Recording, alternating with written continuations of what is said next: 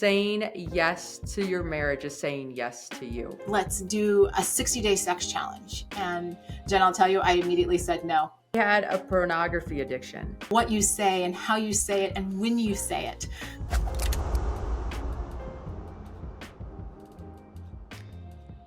Friends, today I have Alisa DiLorenzo on the podcast. Her and her husband got married in 1996 and went through a lot of struggles, a lot of setbacks, a lot of things to overcome, but they committed to their relationship. And through that commitment, they wrote a book called The 6 Pillars of Intimacy, and that shares all the different ways that you can connect to your partner and make sure that you're having a magical marriage in this magical life that we live. So listen in to learn all about these different things and the stories that we share. I know I'm feeling supercharged about my relationship, so I know if you listen, you'll feel the same.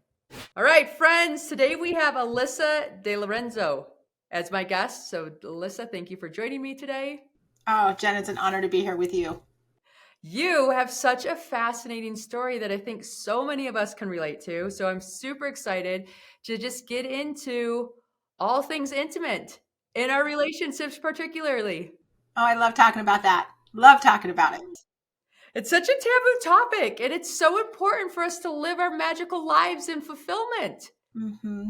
It really is. It's one of those topics where, even when Tony and my husband and I were struggling in our marriage, we're like, where are the answers for this? Where do we hear other couples talking about it? Because when we were struggling some 15, 16 years ago, everybody that was talking about marriage or intimacy in marriage, they were, we often joke they were old white men. And we're like, what are you talking about? Right. What kind of sexual advice am I going to get from you? I'm sorry. Exactly. And that was part of the unique perspective that we ultimately ended up bringing forth, was that Tony and I talk about marriage as a married couple and, take people kind of behind the scenes into the good, the bad, the ugly, and all of the fun that can be had in marriage. Right. And so, you got married in 96 and right. And then there was some, I'll let you get into the details of the difficulties, but how did you know to continue instead of quit? So Tony and I, one of the little unique facts about us is that our parents both got married within 2 months of each other in the same year. And so we came from intact families. We came from parents who had weathered a lot of storms. And yet here we were, in the early years of our marriage, we faced Tony's pornography addiction. We faced crazy debt. We faced the loss of a child. And we got to a point where we were at that crossroads. And we just happened to both be two incredibly stubborn people who said, all right, well, we're not getting a divorce right now. That was the first option. The second option was to wait until our baby, who was 2 at the time, grew up and was getting ready to leave for college. And ironically enough, she's just about to start her senior year. Or we say, you know what, we're going to do something really radical and we're going to do something different. And we're going to say, there's got to be a better way. And we got stubborn and radical all at the same time and really kind of dug in our heels to make our marriage extraordinary. No, and I love that you both committed to that. Right. It wasn't one of you carrying the weight. It wasn't the other one carrying the work. Maybe at times, right? I mean, I'm sure not at times we're all 100% in, but the fact that you both said, okay, we're locked, we're loaded, we're going to do, the time's going to pass. So how do we make the most of this time and make some of these pivots and changes? So, I mean, congratulations. That's amazing. Well, it is pretty crazy now, like I said, because our daughter is about to start her senior year and, thinking about the fact that she's going to be, she's just a year away from going to college, and realizing that for a lot of couples who make that, we're going to wait until the baby goes to college, put that into their mindset, this would be the year that we wouldn't just be counting down her last year, but it would be the last year of our marriage if we hadn't chosen a different path. Right. Wow. That's in your face, saying, wow, look at how fast this went and the choices we made to end us where we are today versus where we were. And I think one of the things that I read about was just talking about how in your marriage you became roommates. I think that happens for a lot of people. You become roommates. You learn the sexual play and the intimacy piece. So how did you get out of that position? Well, there was a lot of intentionality behind that, because when we were at that crossroads, the kids were 2 and 5, and we weren't having sex. Like you said, we got really good at being roommates. We could handle the logistics of our lives. We were really good at parenting together. We could get the bills paid, keep the lights on, all of that kind of stuff. But the Tony and Alisa, the intimacy, the romance, the flirting, the fun, that had really kind of taken a back seat to all the obligations and things on our to-do list. And so in that crossroads place, Tony had suggested doing a sex challenge.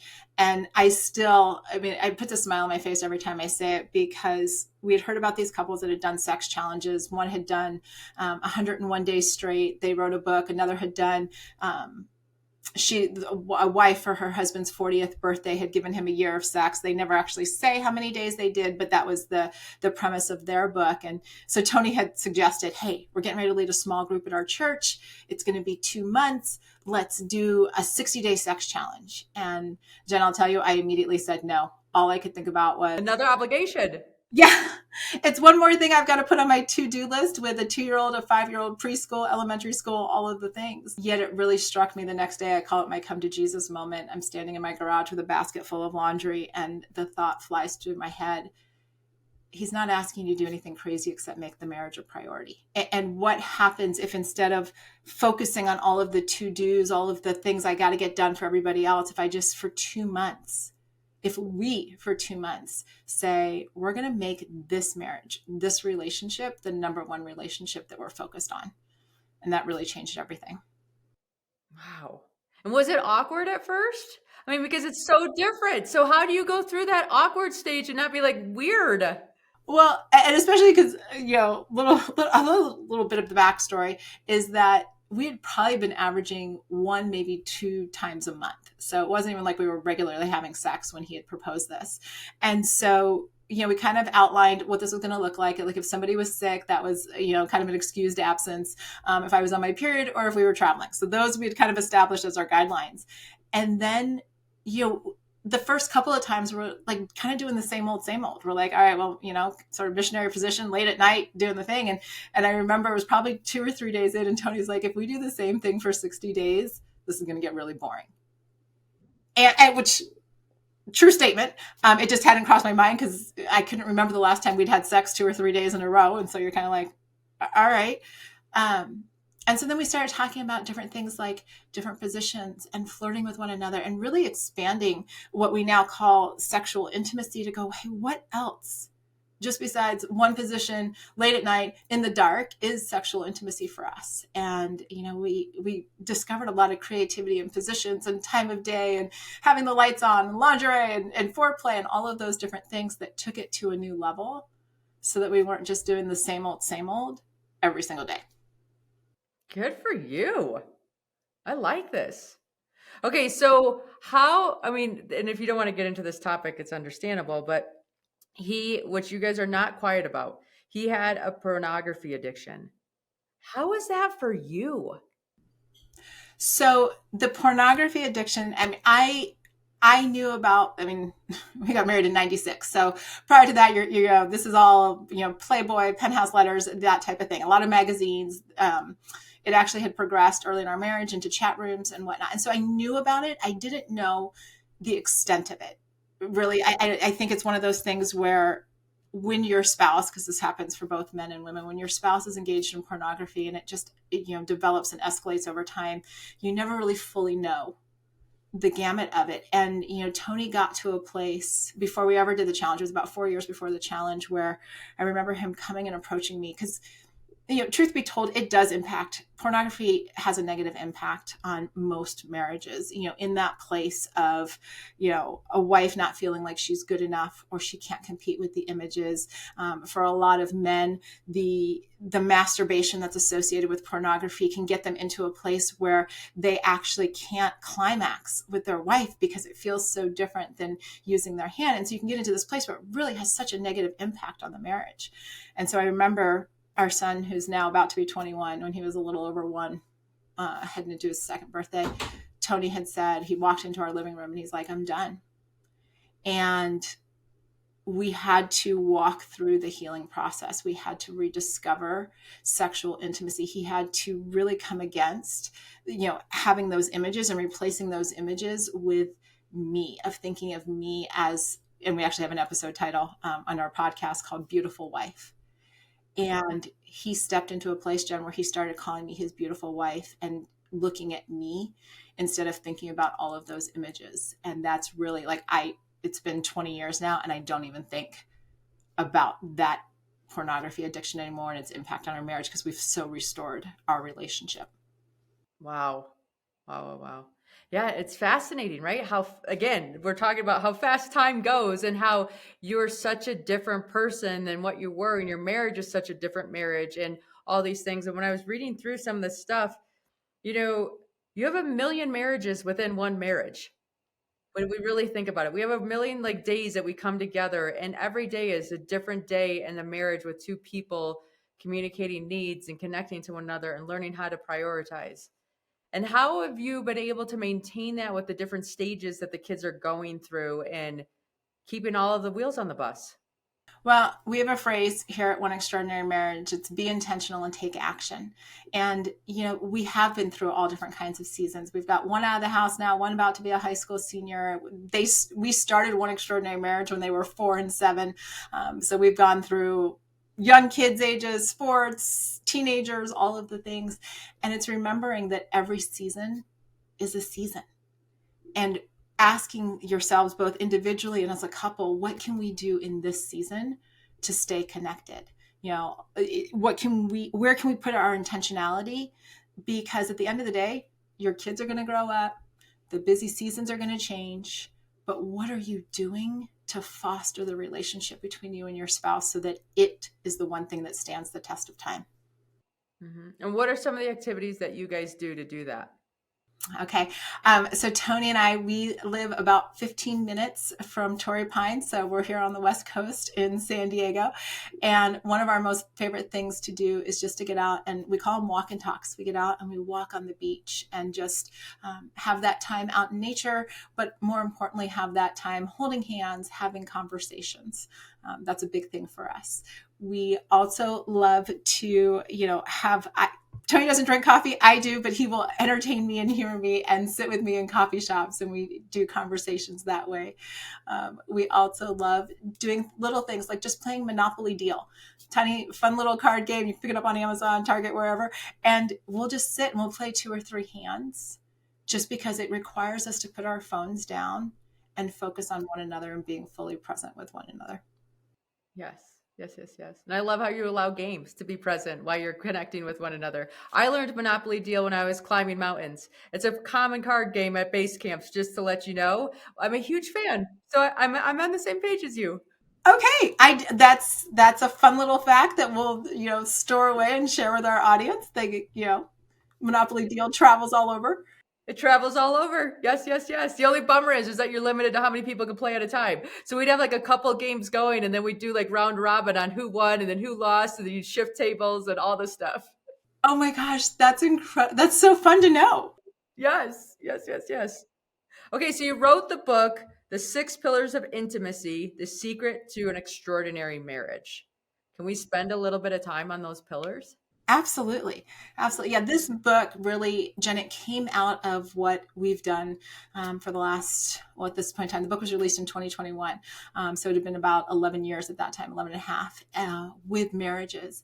And really looking at the fact that, this word intimacy in marriage, in relationships really has been really, it's become synonymous just with sex. And what I tell a lot of my coaching couples, you can't be having sex 24 hours a day, no matter how great that sounds to you, physically impossible. So how else do you maintain intimacy, which is closeness and connection, across every area of your marriage? And that's out of that thought process and seeing what was happening in the hundreds of couples we've worked with, that's where the 6 pillars came from. Really a framework for couples to do marriage. Right.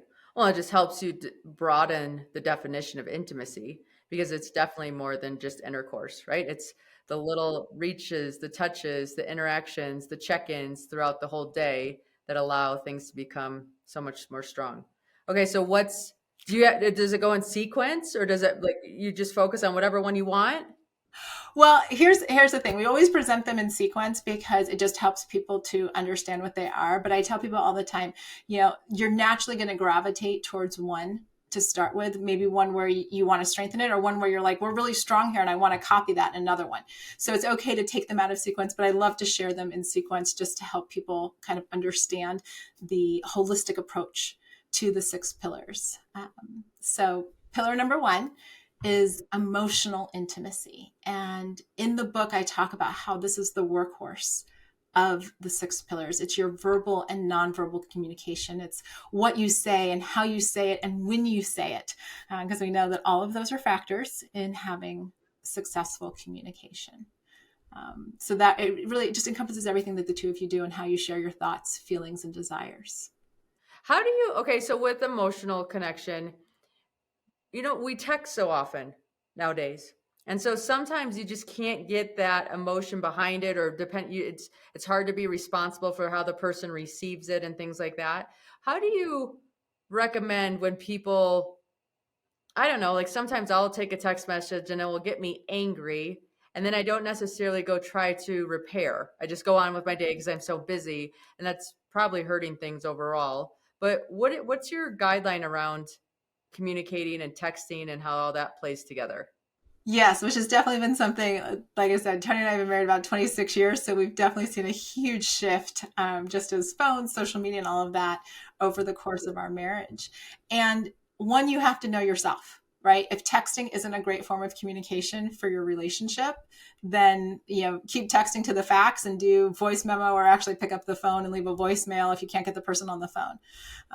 If you find yourself feeling emotional about a message, I talk about those like strong negative emotions as kind of, the canary in the coal mine. It's telling you that you're experiencing something. And usually when we have that, red light go off, that radar, start beeping, it means that we probably are missing some information, or there was a misinterpretation. The people that love us aren't trying to intentionally hurt us. So often we have to ask the question, right? Hey, I'm feeling a little something. What did you mean by that? Because it might just be a moment of clarity that allows the fact that you don't even have to go into a repair mode, because you got more clarity on what your spouse was trying to say. And you're like, oh, that's totally not how I read it. Got it. Thank you. And then it's just this beautiful moment of connection between the two of you, instead of being a place of, I can't believe that my husband would send me a text like this. Yeah, I can already hear the conversation in my head. You talk to me, blah, blah, blah. Yes. We do it, and we all do it. And it's a learned skill to do it differently. Okay, I like that you say it's a learned skill. So that means we all have opportunities to improve on number 1, and connecting with emotional intelligence and using texting to our advantage, and giving somebody the opportunity to clarify when we're not quite sure what was being intended, and especially for receiving it wrong, because the people that we love are never trying to do things intentionally off. Feeling good about number 1. What's number 2? Number 2 is your physical intimacy. And we're very deliberate in the book to separate physical intimacy from sexual intimacy, because you can have all of the hugs, kisses, hand holding, massages, back rubs, all of those types of non-sexual touch, and still be missing sexual intimacy in your marriage. So we really wanted to separate the two of those for couples so that they could focus on all of the touch, but also later on, as we talk about pillar number 6, talk about the sexual intimacy. And this is a pillar that for a lot of couples is super strong when they start dating and courting. It's all of that, like, oh my gosh, he held my hand, or the way she rubs my back, all of that. But you bring in all the obligations, you bring in kids who can touch out a mom all day long. She gets to the end of the day with a toddler and she's like, don't touch me. I may have said that once or twice. Yes, yes, yes. Guilty, guilty, guilty. But being able to really, over the course of a marriage, have the conversation with your spouse and be able to ask the question, hey, what touches are meaningful to you? What's meaningful to you now? Let's not assume. I mean, Tony and I met a couple weeks before I turned 20, and I'm now 49. There's been a lot of change over that period of time. And we would be super disconnected if he just kept treating me the way he, loved on me as my 19, 20-year-old self, having had 2 kids, married 26 years, all of the things. Touch is so important in a marriage. And I like how you're highlighting how it can shift and change. So doing check-ins and like reevaluating and saying, hey, none of us are the same person that we were. And so as we evolve and as our situation evolves, maybe this looks different. And just that's okay. It's allowed to look different, but we have to find out what's different so we can love ourselves and love those around us the best way possible. Well, it's the curiosity factor, staying curious about who your spouse is and what's powerful and meaningful to them now. Right. Good, good, good, good. Yeah. Okay. Number 3. Number 3, financial intimacy. This is one that I even put in the book that some of you may be going, Alisa, did you just put those 2 words in the same phrase? I did. Very intentionally, because I've seen so many couples over the years feel disconnected, feel that they weren't close to their spouse because they weren't in alignment. They weren't talking about their finances. They didn't have a plan for retirement or for college funds or for spending even over the course of a month. And so really getting into this place where the 2 of you have that closeness connection, you're having the conversations about money. And I know a lot of families, you might have been raised in a family where you didn't talk about money. So again, learned skill. That's the beauty of the 6 pillars. They're all learnable, right? It's a learned skill. How do the 2 of you show up? What are the money messages that you've received over the years? Bringing that in and choosing to build intimacy around finances with your spouse. Yeah, that's a hard one. I had a career in financial services and before I got into all of this, and money is such an emotional topic for so many people to begin with. There's just so many ideas and thoughts and the way that that was treated when they were being raised and all this. And then you add a relationship, and then you add different spending habits, different earning habits, different ways of valuing things like, hey, we need this now or we need this later. And money's a big one, I think. At least I've been exposed to money on a very deep level. And I used to make, when people would come in, I'm like, you both need to be here. You both need to be here because I can't help one of you and then just trust the other one's okay. And I would always tell whoever came, listen, if you bring your spouse in and something happens to you, the gift is that they understand what's going on. And it's one less thing that they need to deal with emotionally if something happens to one of you. It's so true. And you've had a front row seat to that. And I think your insights are so valuable because, and again, this comes back to our emotional intimacy as the workhorse, right? When you bring it in your emotional intimacy, when you start talking about those messages that you received as a child, how your parents did things, what you value. I love that word that you used. What are the things that you value? And how are you both going to come together and create win-win solutions, right? Where you both can win in identifying what is of value to you and how the 2 of you are going to build your finances around it. It's an opportunity for just a tremendous depth to the relationship. But without the financial intimacy, it can be a huge source of friction. Mm-hmm. And how do you help people that have established these things and then they break code? Because financial one is one that people break code on a lot. And how do you recommend people, you have the rupture repair. How do they repair in that area? Well, the first thing I find, and I've seen this with so many of my coaching clients, one of the biggest things that you can do first is take personal accountability for, I love your language, for the rupture, for what you chose to do, and be willing to be introspective and figure out why you broke code, right? Why you did what you did. Because usually I find whenever trust is broken in a marriage, regardless of how it's broken, that there's been some sort of disconnect between spouses. There's been a breakdown in the emotional intimacy. They aren't spending time together. They aren't physically intimate with one another. They aren't having sex. Like there's some kind of breakdown that always precedes a breach in trust. And so it's not just identifying what the situation is, the broken code, but it's also going, hey, where have we been leading up to this? And how do we both repair the marriage? It's never one person's responsibility to do everything because a dynamic in a marriage always takes 2 people. Mm-hmm. Now, I think I heard Brené Brown once say, you're not 50-50 in a marriage. You're both 100 and 100, right? You both, but she does have language where it says in the morning they check in with each other, her and her spouse. and she'll be like, okay, I can bring 60. And then that spouse knows, okay, well, I need to make up the difference and I can do that today. Or if I can't, what are things that we can shift or move so that we are operating with where we each of us are, not shaming, not guilty, not being mad. It's just, hey, here's where we're at. Maybe tonight we order takeout because that's going to save some energy and save us somewhere else. Well, and that's the whole idea behind being intentional and taking action. Like, I love the idea of that conversation because it's saying, hey, here's where we're at. Here's what we both need to be aware of and what we're going to do to solve this for us today. It goes back to your statement earlier in this conversation about, marriage is really a million marriages. What are you choosing to do today to make today the best marriage that it can be? Woo, good stuff being dropped and shared today, friends. I love it. Okay, so what's number 4? Number 4 is spiritual intimacy. And again, this is one where a lot of people, they hear those two words together and like, but Alisa, my spirituality, my faith journey, all of that is mine.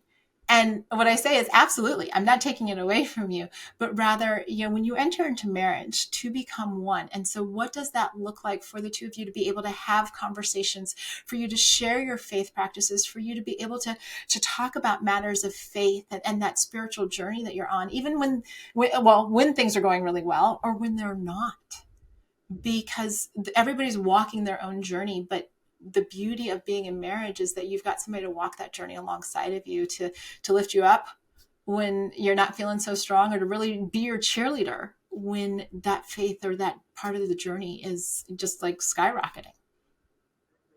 Yeah.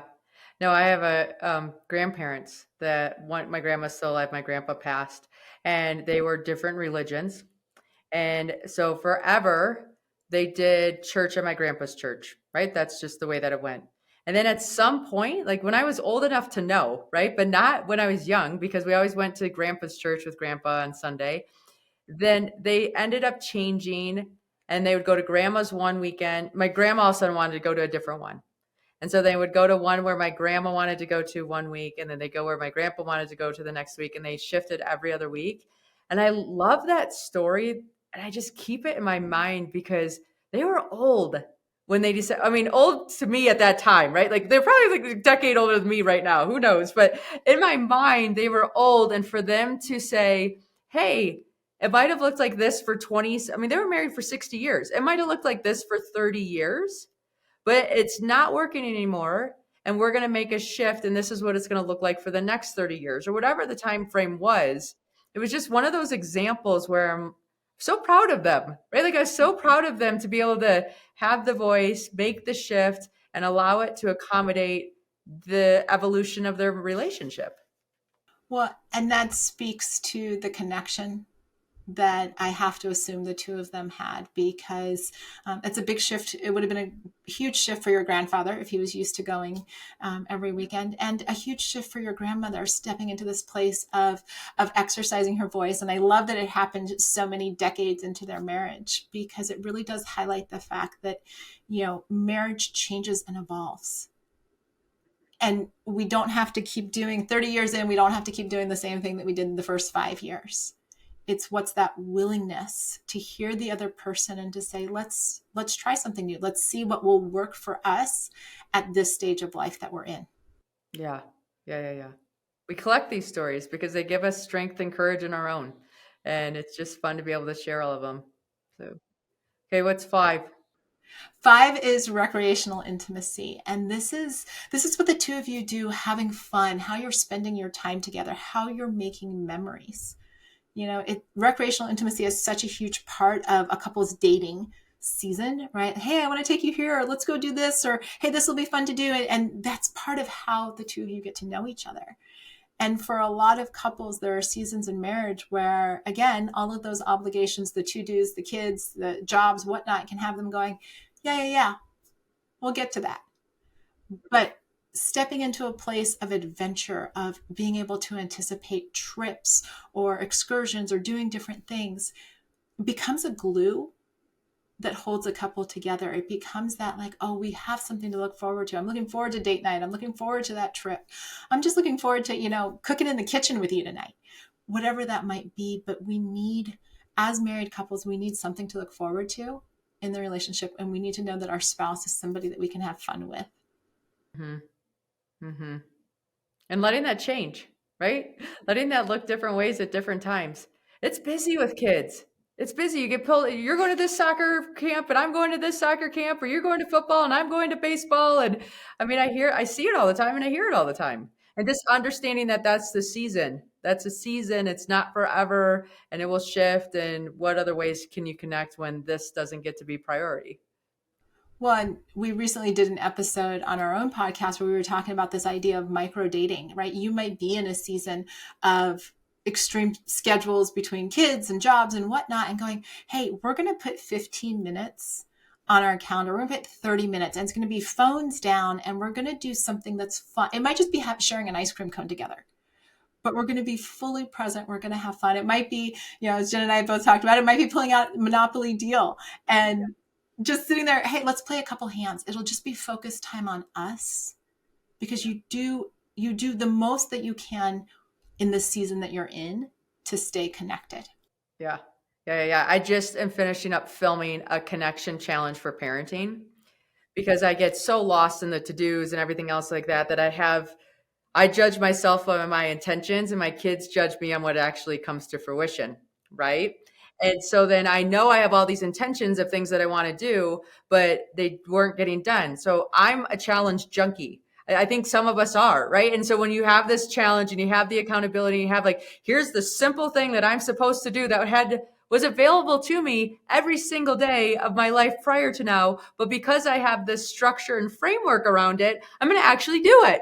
And it's like so many of the little challenges are 15 minutes of connection and this most basic, simple way. Like I did the one the other day and we were whispering. We had to have a whole conversation in a whisper, right? And we were like, how quiet could you be? And you could still hear the other person, or who giggled first in the whisper. Simplest thing. Any of us have access to it all the time. But when it's in the framework or the container of a challenge, it's like, oh, I'll do it. And it's just so much more fun. Well, and even hearing you say that, like, as parents, if you are doing these types of challenges, you're doing the, like Jenn's connection challenge, doing things like that, how can you modify that or do the same thing, but just do it with your spouse, right? Like, I'm listening to your whisper challenge. I'm like, oh, Tony and I are going to need to do the whisper challenge, because that sounds, one, it sounds hysterical and just fun. Oh, it's fun. Like the giggles, right? The giggle, like it's so silly. And the other day we did, right? So when you're in the testing zone, I mean, my kids are like, what challenge are we going to build next, Mom? What challenge are we going to build next? Because I said, okay, today we're going to eat breakfast with candles. Like no lights in the kitchen. We're just going to have breakfast by candlelight. And they think breakfast by candlelight is the coolest, funnest thing ever. And it's the simplest thing ever. We had the best time having breakfast by candlelight. And it took 5 extra minutes for the day. But the memories, and this is what I love about you sharing that story, Jenn, the memories that your kids will have. Hey, remember that time that Mom's like, hey, we're in the middle of this challenge. We're going to have breakfast by candlelight. And they're all going to like burst out in giggles. And it's going to be this funny thing about, yeah, it took an extra 5 minutes, but seeing your smiles later, like that's the difference, whether we're talking parenting or marriage, in really just having that glue that says, hey, we do life together. This is who we are. Right. Ooh, feeling good. I love it. Okay, so then the last one is the sexual intimacy, I'm guessing. Sexual intimacy. It is. It's the one that most people think I should have started the book with, but intentionally put it on the end, as number 6, because when you have the other 5 really working, and they're strong, then the 6th one actually takes on a whole new life of its own because of the depth of the relationship. And, sexual intimacy, and part of the reason we really anchored on this pillar in the book is, as you start to look at sex within your marriage and really going, hey, beyond sexual intercourse, how do we romance one another? What does foreplay look like? How do we initiate? Really digging deep into it instead of just being like, hey, want to have sex? There are so many nuances and so much that can be developed, and let your creative juices flow in your bedroom with your spouse. And allowing that to have boundaries too, right? I mean, just because, yeah, there's so many ways to do all of it, which is part of the magic. It's figuring out what works, knowing that you want it to work, and then putting the tools in place to make it happen. So you guys host a sex challenge. So talk to us about this. Yes. So we actually wrote a book called 7 Days Sex Challenge, because we did 60 days, and that's literally what launched everything that is now One Extraordinary Marriage. But we realized that not everybody's got 60 days to set aside and really be in that place of going, okay, this is what we're going to do for 60 days. What's that going to look like? And so we wrote a book, and we, helped couples to really get into this place of saying, hey, what happens if we make the sexual intimacy a priority in our marriage for 7 days?